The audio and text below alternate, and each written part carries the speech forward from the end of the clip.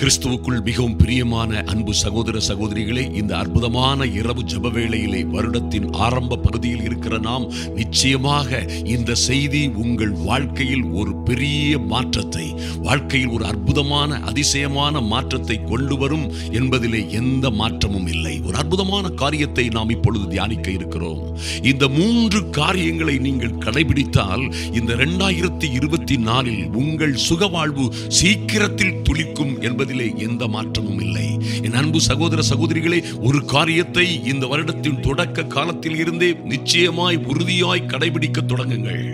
ஆஹா, என்ன நடந்தாலும் சரி, உங்கள் வாழ்க்கையிலே எத்தனை சூழ்நிலைகள் மோசமாக இருந்தாலும் சரி, எதிர்வருகிற பிரச்சனைகள் எல்லாம் உங்களையும் உங்கள் குடும்பத்தையும் விழுங்கி விடுவது போல் இருந்தாலும் சரி, நீங்கள் நம்ப வேண்டியதெல்லாம் ரோமர் 8:28 சொல்லப்பட்டிருக்கிறபடி அன்றியும் அவருடைய தீர்மானத்தின்படி அழைக்கப்பட்டவர்களாய் தேவனிடத்தில் அன்பு கூறுகிற எனக்கு சகலமும், என் குடும்பத்திற்கு, என் பிள்ளைகளுக்கு சகலமும் நன்மைக்கு ஏதுவாகவே நடக்கிறது என்று அறிந்திருக்கிறோம் என்று உற்சாகமாய் சொல்லுங்கள்.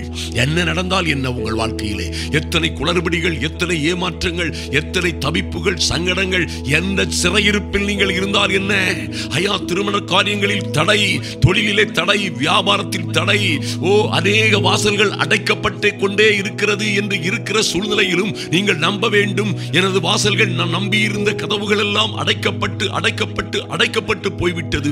ஆனாலும் என் தேவன் எனக்காக ஒரு அற்புதமான அதிசயமான வாசலை திறப்பார். நானும் என் பிள்ளைகளும் என் குடும்பமுமாய் வாழ்ந்து சிறந்திருக்கும்படியாய் கர்த்தர் எங்களுக்கென்று ஒரு விசேஷித்த வாசலை திறப்பார் என்று நம்புங்கள். அடைக்கப்பட்ட வாசல்கள் எல்லாம் நன்மைக்காகவே அடைக்கப்பட்டது.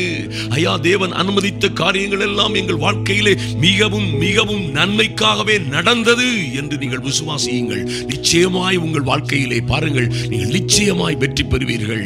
ஆச்சரியமான அதிசயமான நன்மைகளை பெறுவீர்கள். சகலமும் ஒரு காரியம், தேவனிடத்தில் அன்பு கூறுகிறவர்களாய் காணப்படுகிற உங்களுக்கு சகலமும் என்ன நடந்தாலும் நன்மைக்கு ஏதுவாகவே நடக்கிறது என்று நம்புங்கள். அதோடு ஜெப வேளையிலே வரும் பொழுது எரேமியர் 11:6 சொல்லப்பட்டிருக்கிறது போல, தேவனிடத்தில் சேருகிறவன் அவர் உண்டு என்றும் தம்மை தேடுகிறவர்களுக்கு பலனளிக்கிறவர் என்றும் விசுவாசிக்க வேண்டும். என் அன்பு தேவ பிள்ளைகளே, தேவ சமூகத்தில் வந்திருக்கிற நீங்கள் நிச்சயமாய் அதிநிச்சயமாய் கர்த்தர் என் வாழ்க்கையிலே அதிசயமான ஆச்சரியமான மேன்மையான காரியங்களை செய்வார் என்று நீங்கள் விசுவாசிக்க வேண்டும்.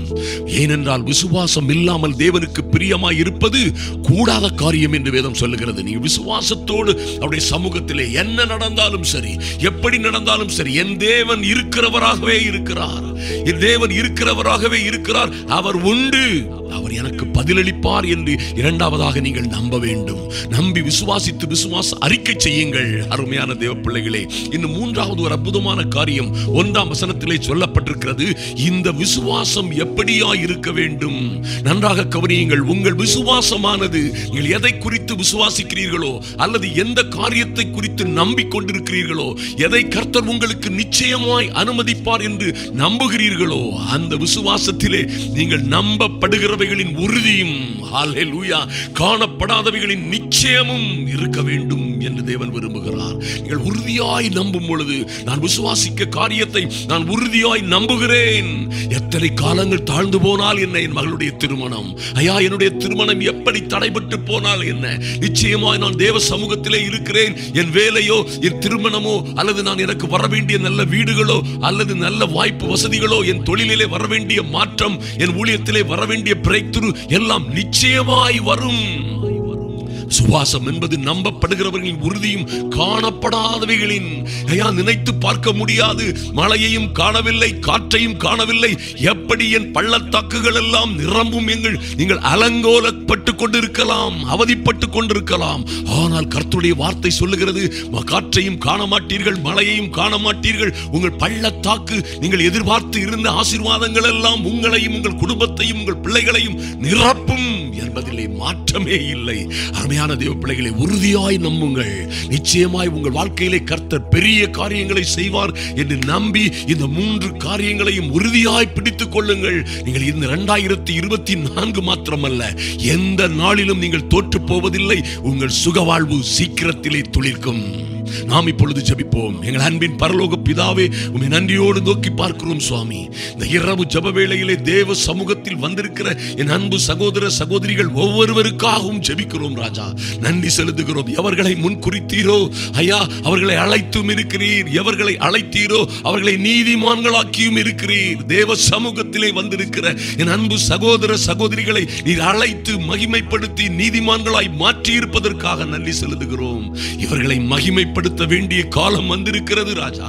இப்பொழுதே என் அன்பு சகோதர சகோதரிகளையும் அவருடைய பிள்ளைகளையும் இவர்கள் எதற்காக காத்துக் கொண்டிருக்கிறார்களோ அந்த காரியங்களிலே ஒரு மாபெரும் வெற்றி நிச்சயமாய் வரும்படியாய், மகிமையான வெற்றி வரும்படியாய் தேவ சமூகத்திலே ஒப்பு கொடுக்கிறோம். கர்த்தர் பெரிய காரியங்களை செய்வீராக.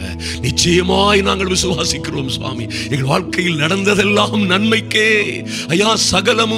சகலமும் எங்களுக்கு நன்மைக்கு ஏதுவாகவே நடக்கிறது என்று நாங்கள் விசுவாசிக்கிறோம். ஆதலினால் ஐயா நன்றி செலுத்துகிறோம் சுவாமி. நாம் உம்மிடத்திலே சேருகிற நாங்கள் நீர் உண்டு என்றும் உம்மை விசுவாசித்து கடுகளவு விசுவாசத்தோடு அல்ல, இன்னும் அதிகமான விசுவாசத்தோடு வந்து அனுதினமும் காத்திருக்கிற பிள்ளைகளுக்கு கர்த்தர் நன்மையை, அதிசயங்களை, அற்புதங்களை செய்யும்படியாய் ஜெபிக்கிறோம் சுவாமி. நீர் உண்டு என்றும் ஐயா உம்மை தேடுகிறவர்களுக்கு நன்மை செய்வீர் என்றும் உம்முடைய சமூகத்திலே காத்திருக்கிற பிள்ளைகளை ஆசீர்வதிப்பீராக. நன்றி செலுத்துகிறோம் சுவாமி.